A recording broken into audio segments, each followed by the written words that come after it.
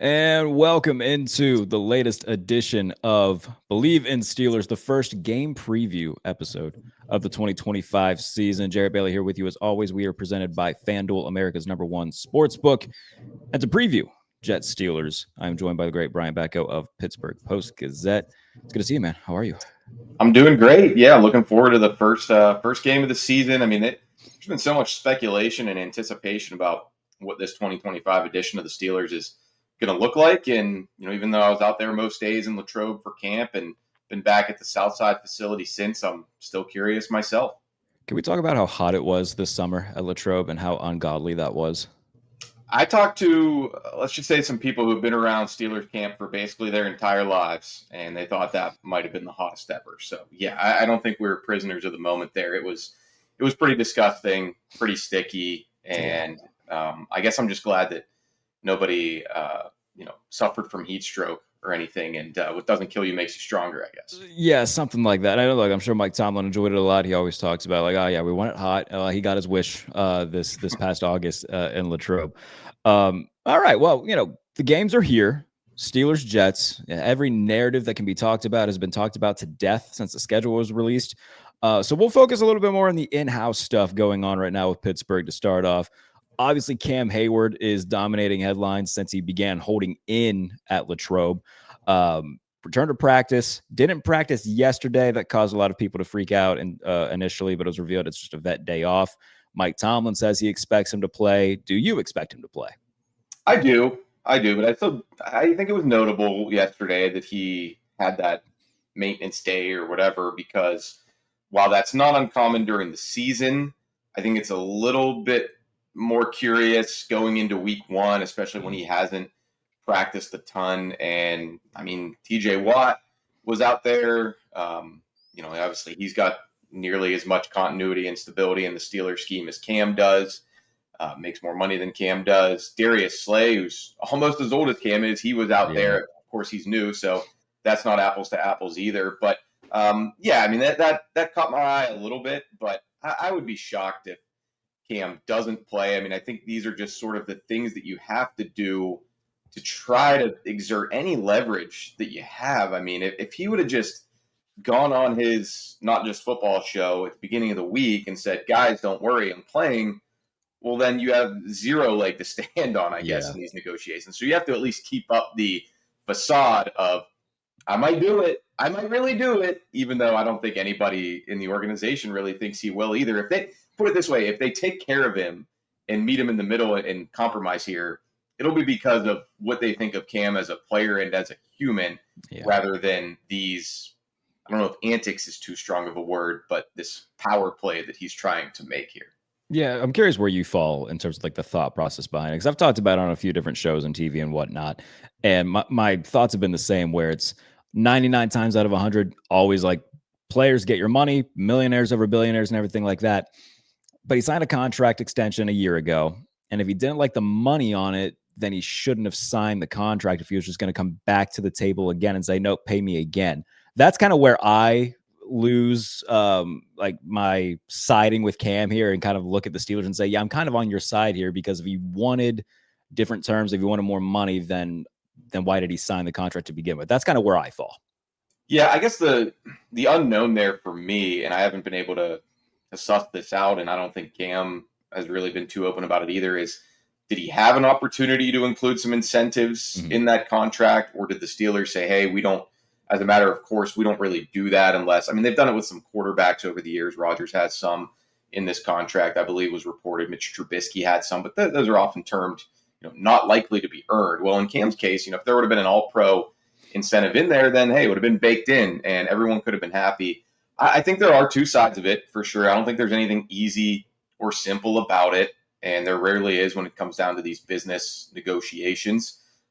Any sort of negotiation is tricky in life. Even if you go down to try to scalp tickets at the home opener next week, it probably won't be easy for either side. Everybody's trying to get a deal there one way or the other. But, I think from Cam's standpoint, there are players who, Deshaun Elliott probably wasn't real happy with what this year was looking like for him. Sure. He didn't make a public outcry about it, but Steelers end up giving him that extension. I think it caught some of us off guard, but everyone sort of agreed. Good deal. Jalen Warren, I don't know if he was or his agents were chirping at all behind the scenes, but obviously you didn't hear a peep from him publicly. He gets taken care of with a nice little raise. So I think the miscalculation on Cam's part was lack of transparency from the jump with this. And then it sort of leaks out at a weird time. Maybe he could have handled it behind closed doors better. But I guess sometimes whether it's him doing this or TJ with the peace out sign post Right. on Instagram, like sometimes airing your stuff out there can help, I guess. But I'm sure that there are people in that building who are thinking, we love you, Cam, but all the talk about how you want nothing more than to win a Super Bowl and what that would mean for your legacy. Well, how about you leave some money out there in case we do get an injury and we have to go out and spend some money under the cap? How about you do think a little more team first than player first? Although, again, that's easy to say from their perspective or our perspective sitting here on the outside. Yeah, and that's another thing that I've come back to as well is like during the whole Aaron Rodgers saga, like he kind of went a little viral for saying, "Hey, if he doesn't come here, it's no skin off my back. You either want to be a Steeler or you don't." And then to it seems almost like continually, like almost on a yearly basis, where we're talking about Cam Hayward and money at this point, and it has grown. I think the fan base, to some extent, at least part of the fan base, is like, "All right, Cam, like again with this." So there is two sides to every story, as you said. I think public perception, though, of this is that, all right, Cam, like let's get this thing done, get in the game, and we'll, the rest will take care of itself. But let's talk about the game itself with the New York Jets, obviously facing off against Justin Fields. I think the biggest mismatch of the game is the Steelers' defense, especially the defensive front going up against the Jets' offensive line, who will now be without Elijah Vera Tucker, who suffered a season-ending triceps injury.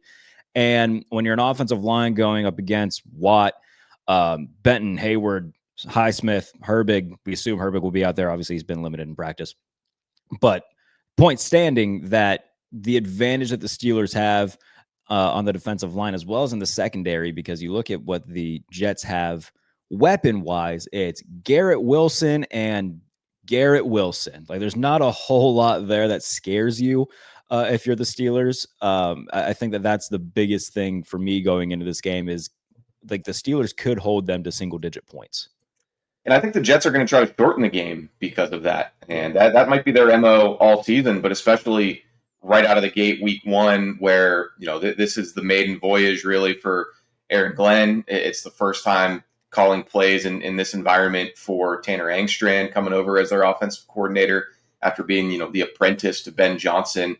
And Justin Fields, of course, with a completely new team, new opportunity for him. I think this is one of those games where, you try to make it a rock fight if you're the Jets. You try to lean into this identity of defensive-minded head coach. We're coming in here. Nobody expects anything from us. We're facing the big bad Steelers, who are one of the marquee franchises in the NFL, but we're going to bring the fight to you. So I think they're going to try to run the ball a lot. I mean, that makes sense, again, I think from a DNA standpoint with what they want to be, but also schematically with Justin Fields at quarterback. He's an extra threat anytime he takes the snap. So I think they'll try to minimize, the impact of that pass rush. TJ Watt going against the rookie Armand Membu. I know he's a first rounder, but I mean, he hasn't done it yet at the NFL level at all. What a way to make your debut, by the way, going up against TJ Watt. Good luck. Trial by fire right away. Welcome to the league. It reminds me of when they played the Raiders last year, and the backup running back for them, who was a rookie, Dylan Lobby. It wasn't week one, obviously, but I think it might have been his first NFL carry. Yeah. And TJ punches it out. So, that was a real welcome to the show moment for him. And Membu might get the same. And Alex Highsmith against Olu Fashanu will be interesting, too. On the other side of that, I know there's been a lot of talk this offseason of those guys flipping. I don't know that you're going to see that from the jump. I think that might be a wrinkle they want to include as they get later on into the season. So I think they'll keep it somewhat simple in week one. But I think the Jets will too, rather than trying to scheme up all sorts of crazy stuff to get Garrett Wilson open or try to use Josh Reynolds or Alan Lazard. One thing that I am curious about is the rookie receiver they drafted this year, Arian Smith out of Georgia. He was basically known as he can fly down the field. He was a track star, but he had a ton of drops in college. It sounds like he had a pretty good camp. So maybe they'll try to run him out there on a go ball, take the top off the defense, and if Justin Fields hits him, that could be that one big play that swings things in their favor. Yeah. And talking about Justin, I think a lot of fans, myself included, were surprised that he isn't the guy under center for the Steelers. How surprised were you when he signs with the Jets? You look at the money and whatnot, and I think that was the thing to me that was like, okay, yeah, the Steelers just didn't want to pay that. How surprised were you that the Steelers didn't retain him?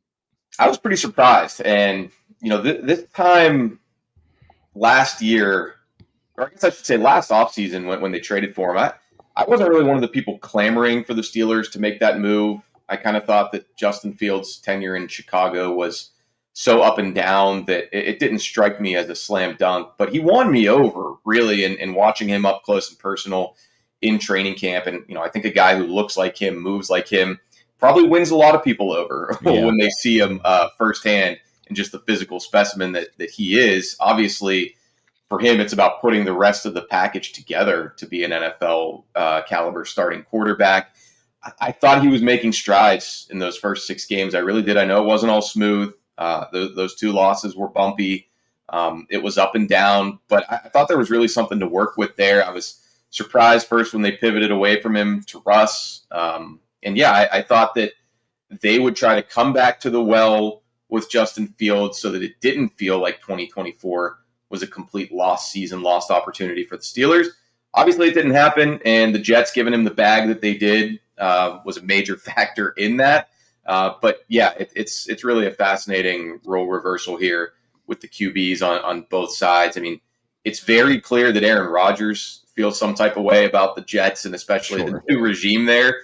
But, Justin Fields in his presser, while he never really says much of anything, somebody asked him why the Jets, and I guess he probably didn't want to just say, look at the bank account, but he also said Aaron. He also said Aaron Glenn as a reason. So I'm kind of like, okay, that's not exactly a huge vote of confidence for how he felt about his time with Mike Tomlin, and just human nature. Why would anybody feel great about a situation where you were 4-2 and you got sent packing? Yeah, I think the trust factor definitely came into play, and knowing that he was going to be the guy this year for the Jets, I wish nothing but the best for him. And anytime, like in my brief interactions with him or seeing him with the rest of the guys on the beat, was always cordial, was always very nice, did everything the right way. So I've got nothing but respect for him and wish him nothing but the best. And Arthur Smith, we talked to Arthur Smith yesterday, and I asked him about Justin Fields, and he was extremely praiseworthy. I mean, he didn't want to get into Fields the player, but he's talked about take that football side of it away, and he's one of the best people that he has been around in the NFL coaching. So I think we all kind of saw last year that it seemed like Smith was pro Fields versus pro Russ, and that kind of continues on now into the run up to this game too. All right, well, let's talk about the Steelers' offensive side of things. Obviously, we didn't see Aaron Rodgers, didn't see DK Metcalf in the preseason.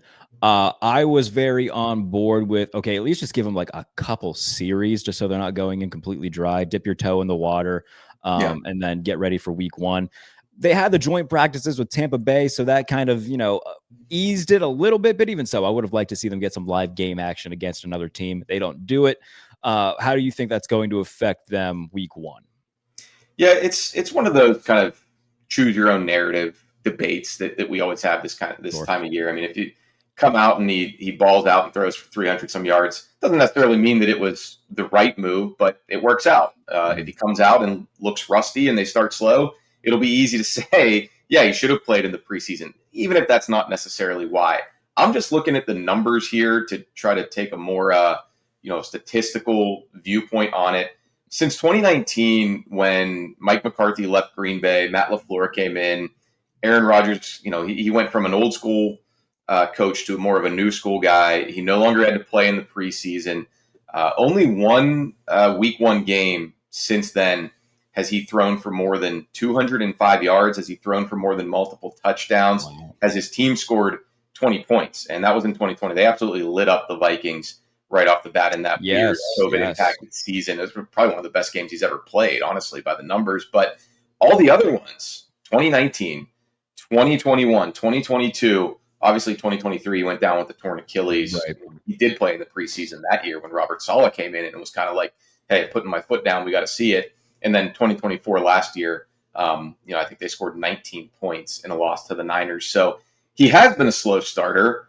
I don't know if that's coincidental or if that's kind of a trend or a pattern with Rodgers, but yeah, that was another reason why, to me, I think it would have made a little bit of sense to just get out there, see a live pass rush. I know it feels even more foreboding when you're 41 and you have had Right. some major injuries in the last couple of years. But when I hear guys like Justin Herbert say he thinks it helps to be in helmet in that atmosphere at least a little bit in preseason, and other quarterbacks who've said the same things, and Mike Tomlin has done it for his entire career until this year. So the onus is on them to start fast and show that they all made the right call with how they handled it.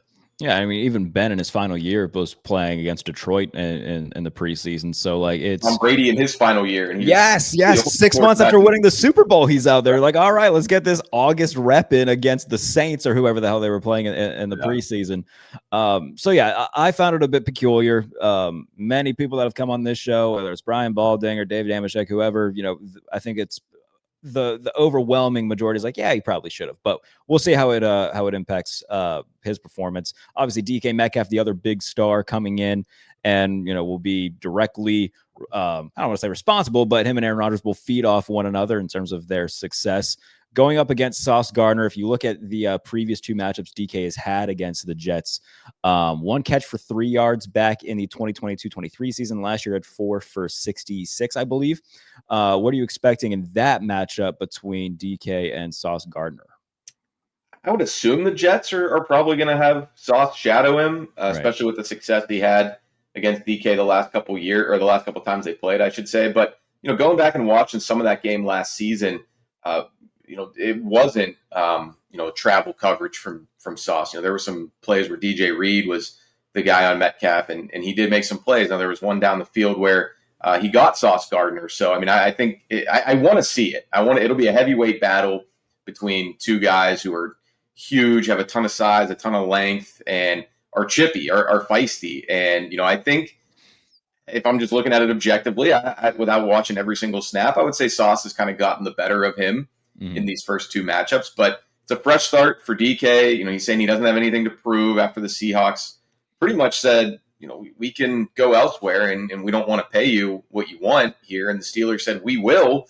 He wants to prove them right, I think. And even if he says he's just out there to play football, you got to think that there's some motivating factors at work there. And yeah, the fact that we haven't seen it only adds to the palpable buzz and excitement for him. And we'll see if Aaron Rodgers can find him on a deep ball or a slant, and that'll be the big play threat that the Steelers need after letting George Pickens go.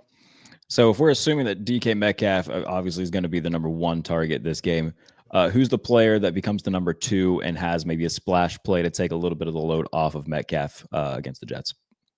Well, I don't necessarily think it's going to be a receiver. I think Pat Freiermuth would be my pick to be number two on targets for the Steelers in this game. I really do believe it when Arthur Smith and Aaron Rodgers talk about using the middle of the field. I don't think that was ever something that was a strength of Russell Wilson and Justin Fields. I think he could do it at times, but Aaron Rodgers he's known for throwing into those tight windows.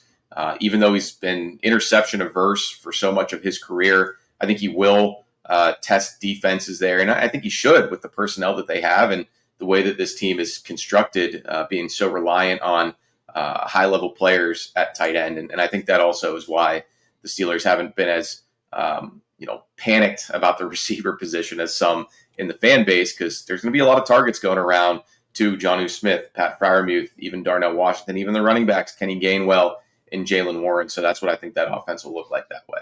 All right, before we get you on out of here, final prediction for Sunday. Score. Do the Steelers come away victorious? What's it look like? I think it'll be another low-scoring affair for the Steelers in Week 1. So many of them have been.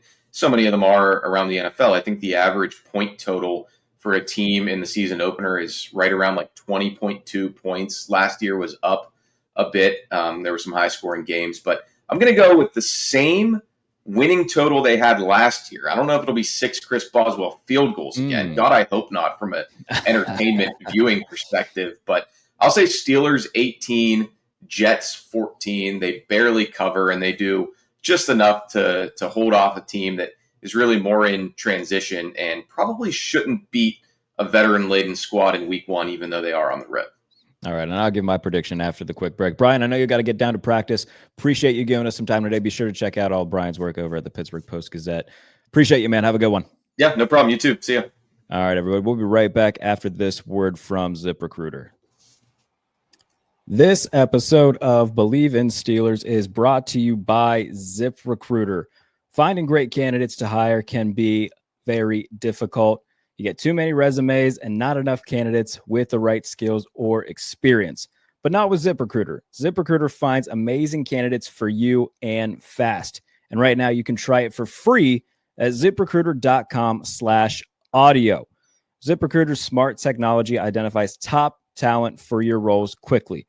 Immediately after you post your job, ZipRecruiter's powerful matching technology starts finding candidates that are qualified for your job right away. Ditch the other hiring sites and let ZipRecruiter find what you're looking for, that needle in the haystack. 4 out of 5 employers who post on ZipRecruiter get a quality candidate within the first day. Try it for free at this exclusive web address, ZipRecruiter.com/audio. Again, that's ZipRecruiter.com/audio. ZipRecruiter, the smartest way to hire. All right. Welcome back, everybody, to Believe in Steelers. We are powered by FanDuel, America's #1 sportsbook. And let's talk about some of the best bets to make over at FanDuel for Steelers Jets. To start off, the spread for this game, 2.5 in favor of the Steelers. I would take that somewhat cautiously because the Steelers usually start off, a little bit slow in terms of offense. We saw it last year against Atlanta, winning 18-16, as Brian pointed out.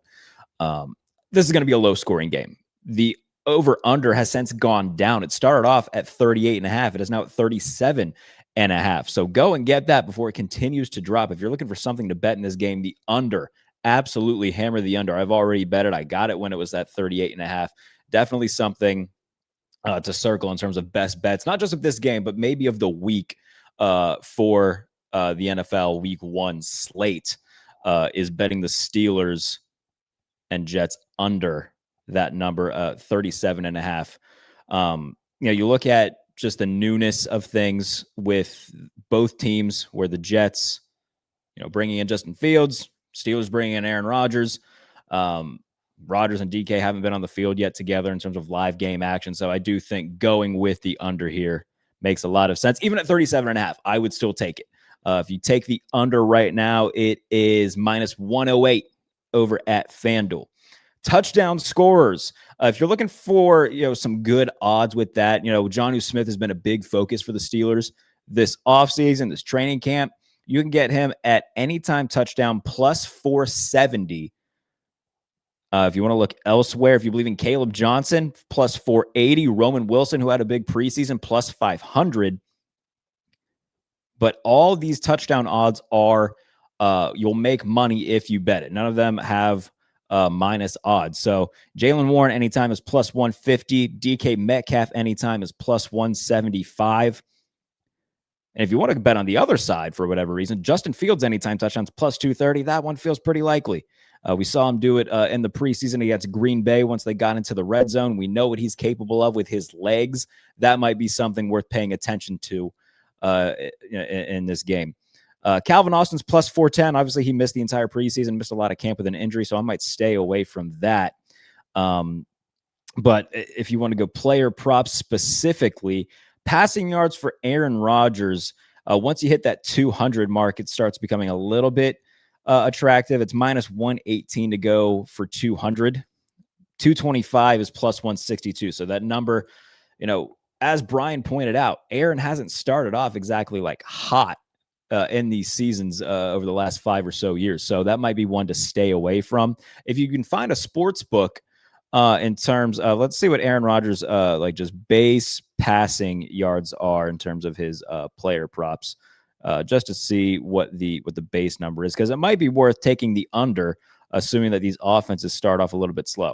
So if you go to FanDuel, Rodgers, the over-under for his passing yards is set at 202.5.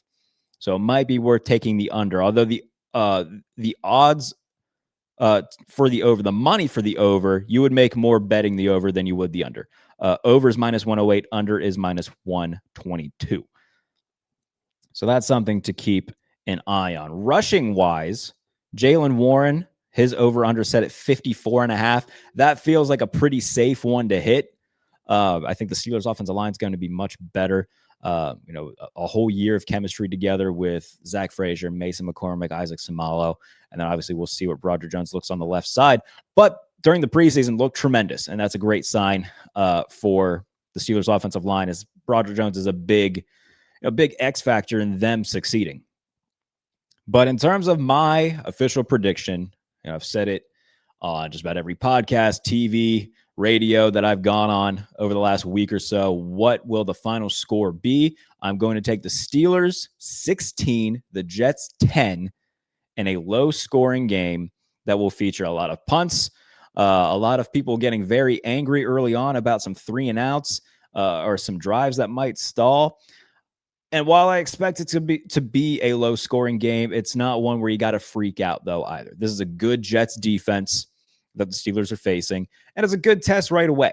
I think it's a favorable test because you can, test some things out offensively, knowing that your defense is far better than their offense. You're going to get multiple cracks at putting points on the board, knowing that the Jets aren't going to score a lot of points. So that's a good week 1 opponent to have and be able to try to get off to a hot start on the defensive side of the ball while still, working out some kinks on the offensive side of the ball. So Steelers 16, Jets 10 is my official prediction. We'll be back on Monday to recap everything. And then Wednesday, Friday, throughout the rest of the regular season. And some of you may, be saying, oh, well, we didn't have shows Monday, Wednesday this week. I moved. If you're watching this on the Believe YouTube channel, the background looks different. It's a whole new set and whatnot. I did move homes. So this week was very stressful. Didn't do a Monday or Wednesday show. Did an episode of The Pump Fake with Matt Verderam of Sports Illustrated on this podcast feed where we previewed every game on the week 1 slate. So you can go and listen to that if you want more NFL coverage from me. That is in the Believe in Steelers podcast feed, wherever you get your podcasts. And it is on my YouTube channel, Jay Bailey NFL, on YouTube, to watch me and Matt Verderam on the Pump Fake preview every game on the week 1 slate. And like I said, we'll be back Monday to recap everything that took place with the Steelers and the Jets. And we'll be back Mondays, Wednesdays, and Fridays throughout the rest of the regular season. So if you're watching on the Believe YouTube channel, please be sure to subscribe. If you're listening as a podcast, leave a review, leave a comment, do all of that fun stuff. And look, we're back, everybody. The next time we speak, a game will have taken place, and hopefully we're talking about the Pittsburgh Steelers being 1-0.